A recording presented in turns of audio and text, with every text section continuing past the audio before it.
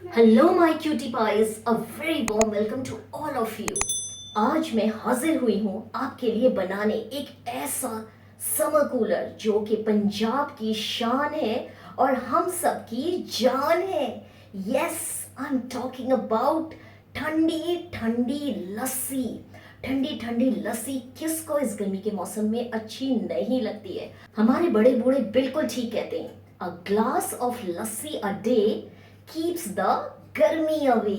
अब जब गर्मी और लस्सी दोनों की बात निकल ही आई है तो मैं आपको बता दूं कि सूरज सर पे चढ़कर बोल रहा है, और ऐसे में अगर हम चाहें कि हमारा दिल और दिमाग दोनों ठंडे ठंडे और तरोताज़ा हो जाए तो उसके लिए we need a glass of ठंडी ठंडी लस्सी।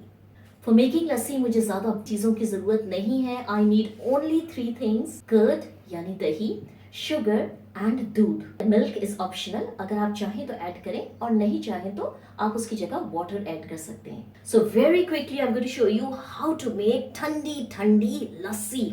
ठंडी ठंडी लस्सी बनाने के लिए सबसे पहले हम ऐड सम आइस क्यूब्स। क्योंकि लस्सी हो और बर्फ ना हो ये तो हो नहीं सकता। मैं अपनी ठंडी ठंडी लस्सी में कर्ड डालने वाली हूँ। 1 2 टेबल स्पून, 3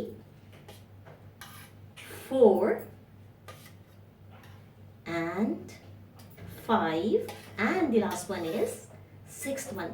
मैंने 6 टेबल स्पून कर्ड के अपनी लस्सी को बनाने के लिए डाला है। आप देख सकते हैं मेरी कर्ड काफी गाढ़ी है।